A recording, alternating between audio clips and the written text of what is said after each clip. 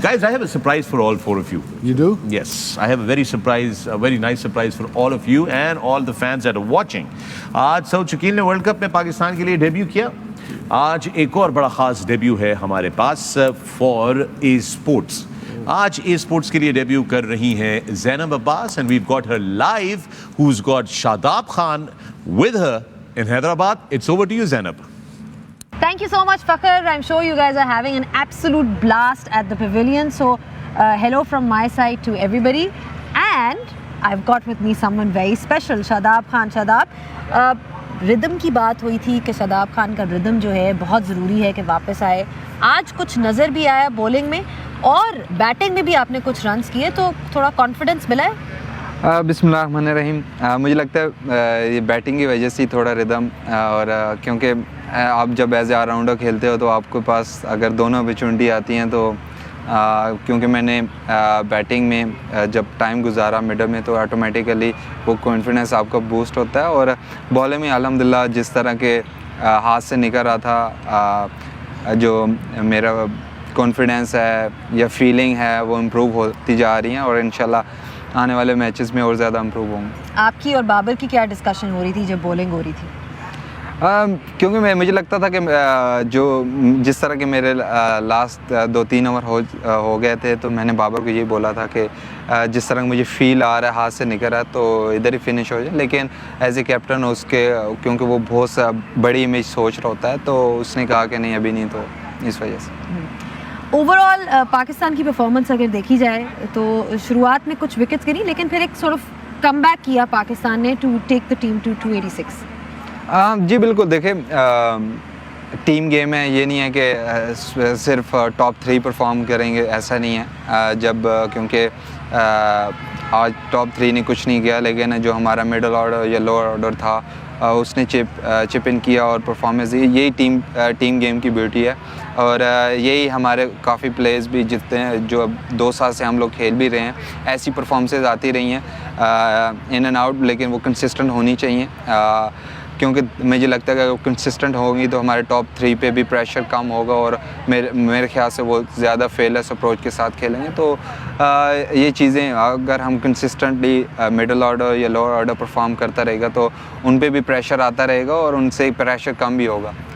क्या pep talk थी आने से पहले? बाबर का role as a captain, obviously in a big tournament it always matters कि कैप्टन किस तरह से लीड करता है, तो क्या पैगाम था उनका टीम को generally when you were taking the field?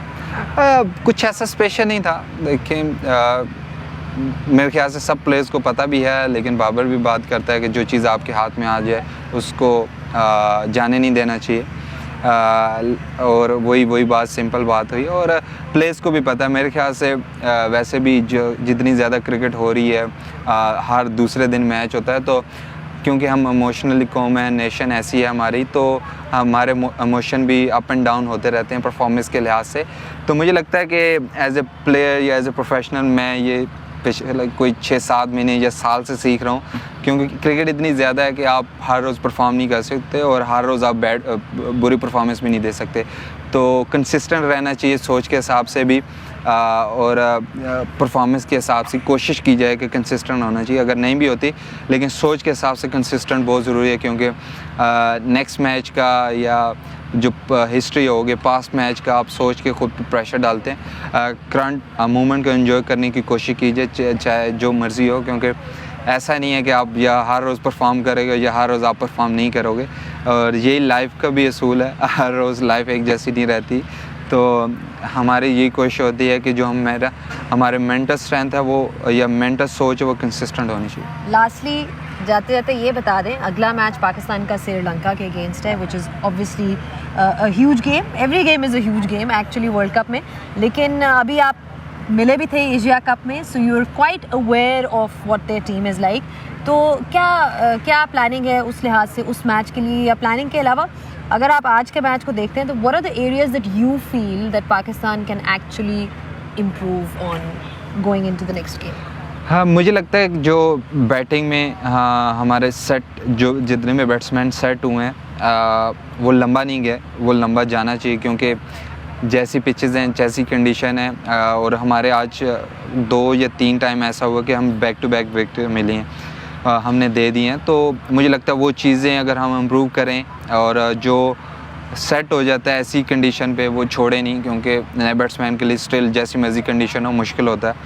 तो जो सेट हो गए हैं वो लंबा लेके जाएं और बॉलिंग में मुझे लगता है कि अर्ली ऑन अगर हम विकेट लेंगे तो और ज़्यादा इजी होगा। लेकिन मुझे लगता है कि हमारे बॉलिंग यूनिट ने मेरे ख्याल से आज मोस्टली बॉक्सेस टिक किए हैं। तो होपफुली यही बॉक्सेस और ज़्यादा डबल टिक होते रहे। डबल टिक होते जाएंगे। चलें, thank you so much Shadab, I am not going to keep you here. Thank you so much for your time. Thank you. Thank you, Zainab. Great to see you and welcome to A Sports. And with that, Shadab की आप लोगों ने बातें सुनी. What's your take from that? Moin, आप तो बहुत गौर से सुन रहे थे, बिल्कुल शुरू से ही. एक गाल नहीं सुनी है। नहीं, बिल्कुल सुनी है। नेक्स्ट ही बता रहा था जिस तरह कॉन्फिडेंस, उसको मजा आ रहा था जिस वक्त बॉल कर रहा था, तो फील हो रहा था, उसको कह रहा था कि सही जगह जहां मैं पिच करना चाह रहा था। नहीं, बैटिंग से उसने भी है कि बैटिंग से थोड़ा कॉन्फिडेंस आया है, थोड़ा सा स्कोर स्कोर हुए हैं। जो हम डिस्कस कर रहे थे, it's there, but it's good to know that, and of course, Zainab, they're picking up an important point कि अगला मैच जो है श्रीलंका के साथ है, and now we're going to be dealing with a totally different beast on the next game. They did well against us in Asia Cup. Yeah.